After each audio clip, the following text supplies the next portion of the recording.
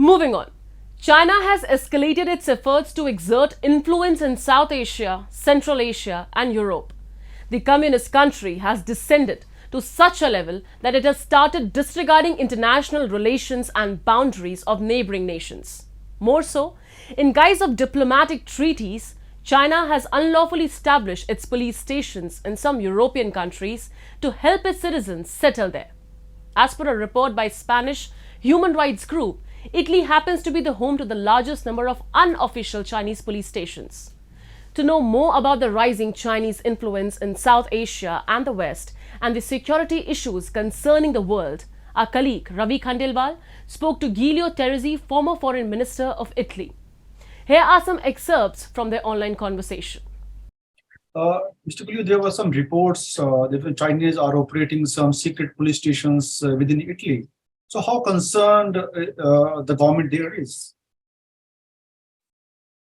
I've read these reports with a lot of concern, and as many colleagues in the Senate, and not only in the Senate, also in the other chamber, but I would say in the public opinion.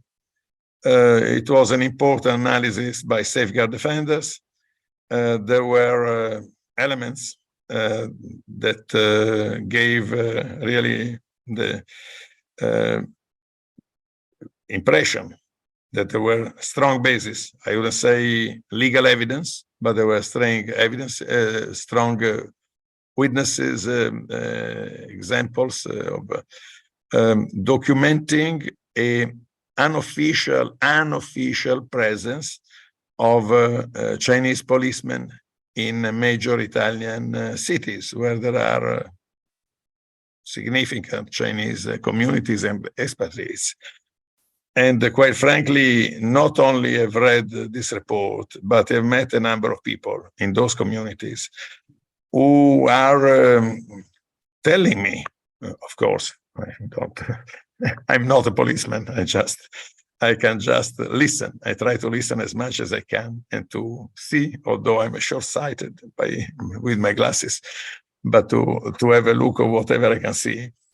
And I know people from the Chinese community who have told me that during certain events, they've seen persons, their compatriots, not dressed as policemen for sure, which were just strolling around and talking, chatting in ceremonies, and then filming those who were perhaps at the conference where somebody who was not particularly in line with the Chinese Communist Party was taking the floor. And so just to listen to somebody who says something which is not exactly the truth for the Chinese Communist Party, it is a terrible offense to national security, and I don't know whether the crime is terrorism or whatever it is, but it's not a good thing to be caught in that direction. And we know very well what is the consequence when some expatriate is caught in a situation like that.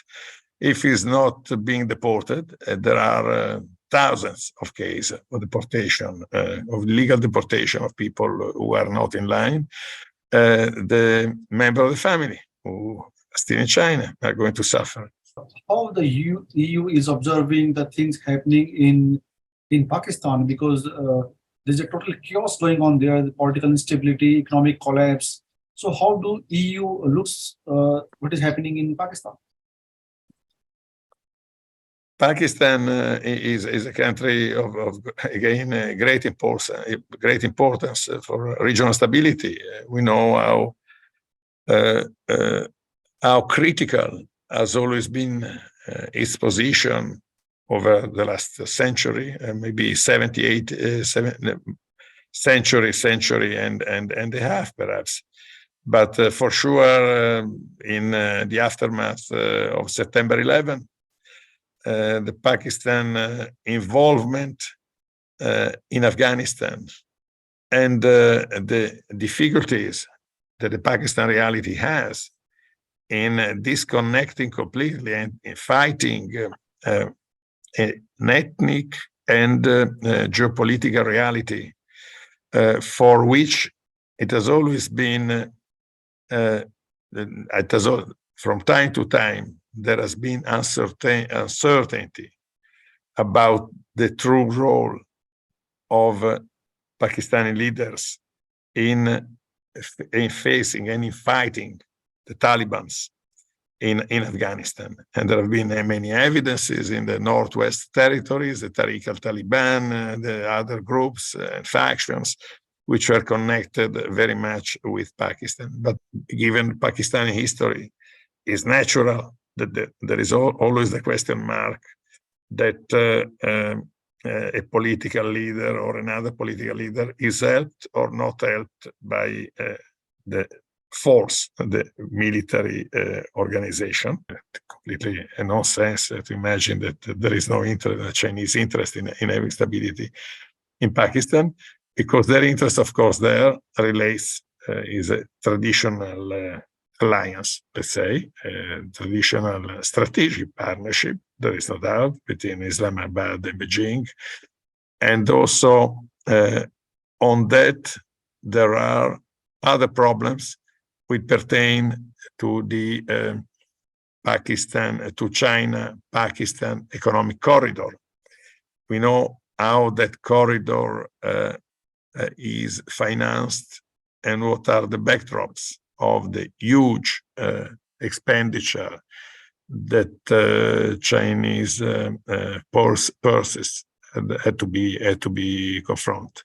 But there is also, and here there is another question: how much of the loans which are allowed, which are given for the Belt and Road or the China-Pakistan economic corridor, how many of these funds, of these loans, are given in a framework of financial sustainability, a sustainability which should be connected to the growth of the country which receives the loan, to the economic situation, to its finances, and how these loans have been negotiated. That is to say, under which oversight, international oversight. The interest for China was, above all, the guarantee they were receiving from that country. And what was the guarantee? What was the guarantee in the example that I'm making? A huge deep water seaport in the Adriatic that could have a very high strategic importance for China, not only commercial importance. And I wonder whether these kind of things don't happen also in the Indo-Pacific and in the Indian Ocean. But ultimately, China's plan is to tap the European market through China-Pakistan economic corridor. So do you believe that it will certainly impact the markets, the producers, the manufacturers in Europe? No, I don't have reason to. What is impacting on markets in Europe for sure is an aggressive trade policy by China, which runs out of the basic principle of reciprocity that they're saying. And also protection of intellectual property. That is the basic foundation of a clean and wealthy trade relationship among modern economies. Thank you very much, sir. Thanks for speaking to us. Thank you very much for hosting me.